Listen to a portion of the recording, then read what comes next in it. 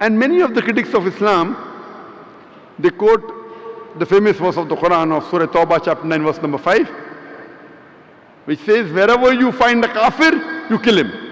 And Arun Shuri in his book The World of Fatwas quotes the same verse, and he gives the reference. Quran says in Surah Tawbah chapter 9 verse number 5, wherever you find the kafir, into bracket, he says Hindu, you kill him. And when you open the Quran, Surah Tawbah chapter 9 verse number 5, and you read the translation, the Quran does say, wherever you find the unbeliever, kafir, kill him. But it is out of context.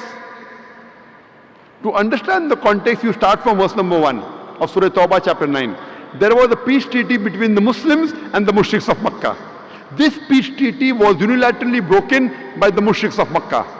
By the time Allah subhanahu wa ta'ala reaches verse number 5, he is giving an ultimatum to the mushriks of Makkah. Put things straight in 4 months' time, otherwise a declaration of war.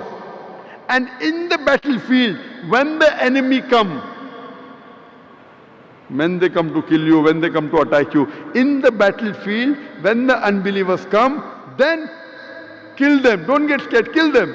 And wait for them in every stratagem of war. This is a verse of the Quran talking about the battlefield. When the enemies break the contract and when they come in the battlefield to fight you, don't get scared, fight them back.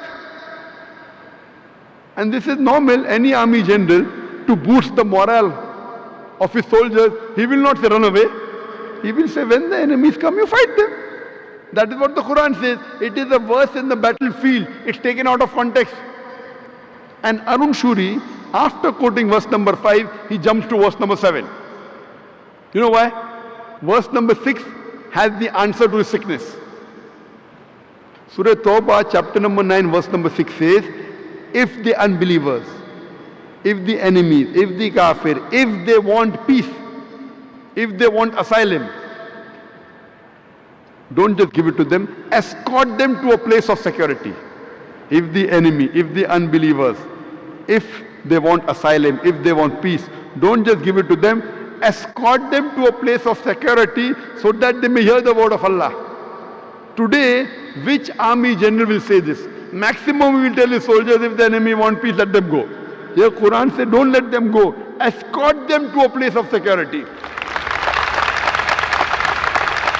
And almost all the verses of the Quran, whenever it talks about fighting in the battlefield, the next verse says, peace is better.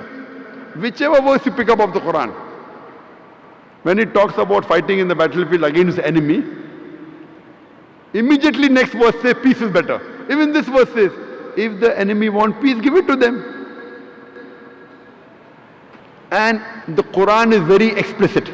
The verse which was recited by the Qari in the beginning of the program, Surah Ma'idah chapter 5 verse number 32 says that if anyone kills any other human being, unless it be for murder or for spreading corruption in the land, it is as though he has killed the whole of humanity. And if anyone saves any human being, it is as though he has saved the whole nation.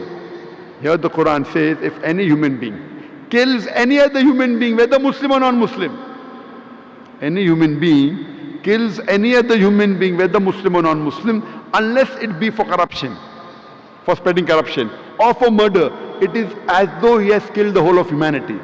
And if anyone saves any human being, whether Muslim or non-Muslim, it is as though he has saved the whole of humanity. This verse of the Quran alone is sufficient to prove that Islam is against killing of any innocent human being, whether Muslim or non-Muslim.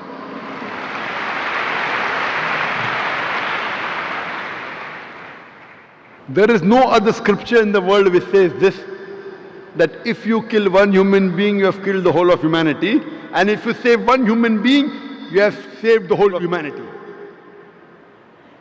Islam is so clear and explicit. Killing of any innocent human being is totally prohibited. And I remember in Bombay in 2006, I gave a talk on, is terrorism a Muslim monopoly? That's a different subject altogether. And that happened immediately after the train bomb blast in Bombay. And the situation in Bombay was tense. Here the police is telling me that why don't you give a talk to explain to the Muslims? And the Muslims are telling me, why don't you give a talk to the police to explain? You know, so I'm on the edge of a sword now. In a sensitive situation, I gave a talk on is terrorism Muslim monopoly, and I gave my views. And during question and answer time, there was a Hindu who came and told that if I was a Muslim, you know, thousands of Muslims were killed in Gujarat, thousands of Muslim women were raped, and later on there was a bomb blast that takes place in Bombay. More than 180 people are killed, and it was in the newspaper that Muslims are behind the bomb blast. So during question and answer time, this Hindu gets up and says that if I was in the place of the Muslim, and if thousands of Muslims were killed and thousands of women were raped, I would have done the same thing. I would have done the bomb blast in Bombay. And everyone clapped. I told him that what you're behaving is like a normal human being. It's a reaction. Thousands of Muslims are killed, and if thousands of Muslim women are raped. But I cannot do that. I, being a Muslim, I cannot do that because my Quran, the last and final commandment in the Quran, does not permit me to kill any innocent human being. If some Hindus have done in Gujarat, it does not permit me to kill the other Hindus in Bombay. It is prohibited in Islam. Just because some Hindus did some mistake in Gujarat, I cannot harm the Hindus of Bombay. If you catch the Hindu in Gujarat who has done the mistake, give him to the law, give him punishment, I'm for it. But you cannot take revenge by killing Hindus in Bombay. It's not allowed in Islam. Imagine the innocent Hindu who's been harmed, his family forever would become enemies of Islam. Killing any innocent human being is prohibited in Islam. And one more example, that when I was in UK, or when I was allowed to go to UK, I gave a talk on same topic, Islamic viewpoint on terrorism and jihad. A young boy after my lecture said, Nare Takbir, Allahu Akbar. And then he said, death to George Bush, death to George Bush. I give such a good lecture. Now this young Muslim, on my full lecture, you know, Hindi mein bolte pani pher diya. Means he has ruined my full lecture. Everyone is clapping and he gets up, death to George Bush. And everyone clapped. Then I told him that if you read the seerah of the Prophet Muhammad Sallallahu Alaihi Wasallam, Muhammad Sallallahu Alaihi Wasallam, he prayed to Allah Subhanahu Wa Ta'ala that there were two staunch enemies of Islam. Both their names were Umar. So a prophet prayed to Allah Subhanahu Wa Ta'ala that at least give hidayah to one Umar. And Allah gave hidayah to Umar bin Khattab. May Allah be pleased with him, who became the staunchest supporter of Islam. So I pray to Allah that give hidayah to George Bush.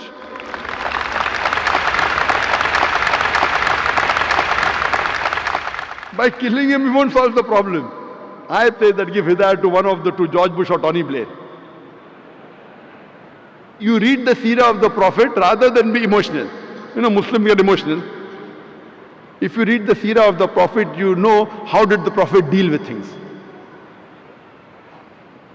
Allah says in the Quran, in Surah Baqarah, chapter number 2, verse number 190, that fight against those who fight you, but do not transgress, for Allah likes not those who are transgressors. Allah says in Surah Baqarah, chapter 2, verse 193, that fight until there is no more tumult and oppression. Islam is against oppression. And even when we do qital, there are certain guidelines laid down by Allah and His Messenger for qital.